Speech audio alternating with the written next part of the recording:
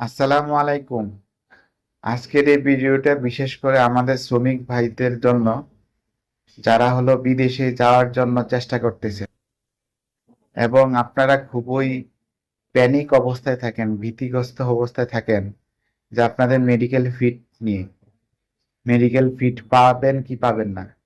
এটার জন্য একটা অসাধু চক্র আপনাদেরকে অনেক হয়রানিও করে। যেমন আপনাদেরকে ডাবল বা ট্রিপল দামে আপনাদেরকে বিভিন্ন ডায়াগনস্টিক সেন্টার থেকে টেস্ট করিয়ে নেয় এবং আপনারা অনেক টাকা খরচ করে। আপনারা অনেক প্যানিক থাকেন, এই সুযোগটা তারা কাজে লাগায়।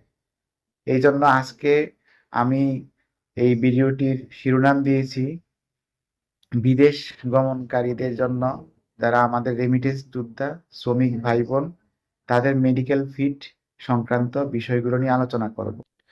আমি যে কথাগুলা বলতেছি, এই কথাগুলার উৎস হলো প্রবাসী ও বৈদেশিক কল্যাণ মন্ত্রণালয়ের একটি প্রজ্ঞাপন অনুযায়ী। সেখানে খুব সুন্দর করে উল্লেখ করা আছে সবকিছু। প্রথমে রয়েছে শারীরিক পরীক্ষা। এখানে আপনার উচ্চতা, ওজন এগুলা দেখা হয়, কিন্তু সবচেয়ে ইম্পর্টেন্ট হলো কয়েকটা জিনিস দেখা হয়। সেটা হলো আপনার কোনো হার্নিয়া রয়েছে কিনা, কালার ব্লাইন্ড রয়েছে কিনা, আপনার চোখে কোনো রং শনাক্ত করতে সমস্যা হয় কিনা, আপনার চোখের পাওয়ার কত সেটা দেখবে। আরেকটি ইম্পর্টেন্ট ব্যাপার হলো খিঁচুনি বা ইপিলিপসি। আপনার যদি কালার ব্লাইন্ড থাকেন, কোনো রং চিনতে আপনার সমস্যা হয়, আপনার যদি খিঁচুনি রোগ থাকে, আপনি এগুলো কখনো লুকাবেন না। এগুলো লুকিয়ে আপনি বিদেশ যাবেন, এটা আসলে ঠিক না। কারণ আপনি যে কোনো মুহূর্তে ওখানে যে কোনো একটা অ্যাক্সিডেন্টে পড়বেন, আপনি ওখানে আম, নিজের ব্যক্তিগতভাবে সমস্যায় পড়ে যাবেন, যেটা পরবর্তীতে আপনার লস হবে এবং ফ্যামিলির একটা বার্ডেন হবে। দ্বিতীয়ত হলো যে রক্ত পরীক্ষাগুলো করা হয়, সেখানে ইম্পর্টেন্ট হলো আপনার রক্ত পরীক্ষা করা হয়। সেখানে আপনার কোনো রক্ত শূন্যতা আছে কিনা এবং কোনো জন্মগত কোনো রক্ত রোগ, থ্যালাসেমিয়া রয়েছে কিনা, এইগুলারও ইঙ্গিত পাওয়া যায় এই সিবিসি পরীক্ষার মাধ্যমে ওনারা করবে। দ্বিতীয়ত হলো কিছু স্পেসিফিক যৌনবাহিত রোগ, সেগুলা স্ক্রিনিং করা হয়। এর মধ্যে ইম্পর্টেন্ট হলো এইচআইভি পরীক্ষা, তারপরে হলো সিফিলিস পরীক্ষা, তারপরে বি ভাইরাস, সি ভাইরাস পরীক্ষা। এগুলা যদি কোনো একটা পজিটিভ থাকে তাহলে আপনাকে আনফিট করে দেওয়ার সম্ভাবনা বেশি। তারপরে স্পেসিফিক কিছু ম্যালেরিয়া প্যারাসাইট যদি থাকে, ওগুলা দেখা হয়। আর আপনার একটা বিশেষ পরীক্ষা আছে, ডোপ টেস্ট পরীক্ষা। বিভিন্ন মাদক দ্রব্যের উপস্থিতি প্রমাণ করার জন্য এই ডোপ টেস্টটা করা হয়। বুকের এক্স-রে করা হয়। বুকের মধ্যে যদি কোনো লিশন থাকে, সেটা হলো সংশ্লিষ্ট ডাক্তারকে দেখিয়ে তারপরে ফিট আনফিট সার্টিফিকেট নেওয়া হয়। মহিলা মানুষের ক্ষেত্রে প্রেগনেন্সি টেস্ট করা হয়। এখন প্রশ্ন হলো এই পরীক্ষাগুলোর মেয়াদ কয়দিন থাকে। মনে করলেন আপনি 2 বছর পরে যাবেন বিদেশ, আপনি কোনো লোক আপনাকে বুদ্ধি দিল যে আসেন আপনি বডির একটু চেক আপ করে আসেন।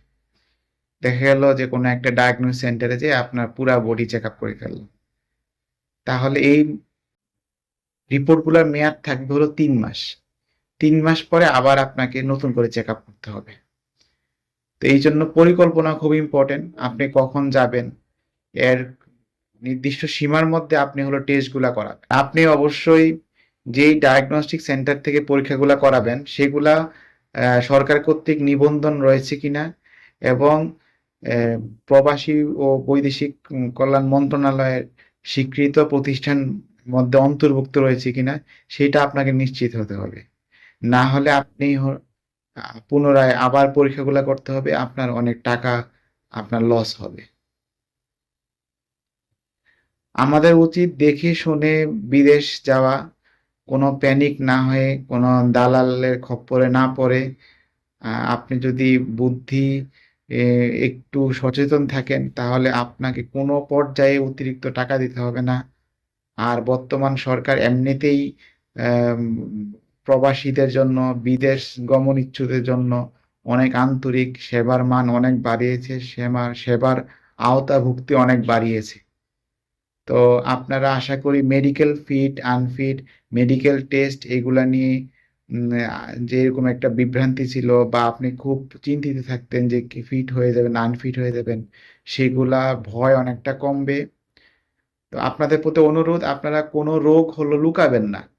যদি সমস্যা থাকে সেটাও আপনি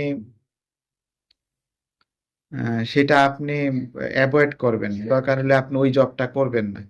অনেক সময় দেখা যায় বাংলাদেশের অনেক বাহিনীর রিক্রুটমেন্টের সময়, যেমন পুলিশ বাহিনী বা অন্য আর্মি, বিডিআর, এগুলা ক্ষেত্রে দেখা যায় যে আপনার হার্টে একটা সমস্যা রয়েছে, আপনি তারপরও সবাইকে লুকিয়ে আপনি বাহিনীতে ঢুকে গেলেন, কিন্তু পরে দেখা গেল ওখানে হার্ড ওয়ার্কিং করলে, ওখানে দৌড়াদৌড়ি করলে, ওখানে তো অনেক পরিশ্রমের কাজ, যে কোনো একটা সময় আপনি মাঠে ড্রিলের মধ্যে হলো আপনি অজ্ঞান হয়ে পড়লেন, আহ, তাহলে এটা তো সমস্যা। আমরা আপনার জন্য যেটা নিরাপদ হবে সেই ব্যবস্থাটা আপনারা করবেন। আমার এই কথাগুলো যদি আপনাদের ভালো লেগে থাকে তাহলে আপনি অবশ্যই শেয়ার করবেন। যারা বিদেশ যেতে ইচ্ছুক তারা যেন এই ভিডিওটা দেখতে পারে এবং কোনোভাবে প্যানিক না হয়, ঠান্ডা মাথায় ওনার পরীক্ষা নিরীক্ষাগুলো করে এবং একটা দিক নির্দেশনা পায়। আপনি যদি আমার পেজটা ফলো করে না রাখেন তাহলে এখনই ফলো করে দিন। আশা করি আমার ভবিষ্যতের ভিডিওগুলো এবং পুরাতন ভিডিওগুলো আপনাদের অনেক উপকার করবে। আসসালামু আলাইকুম।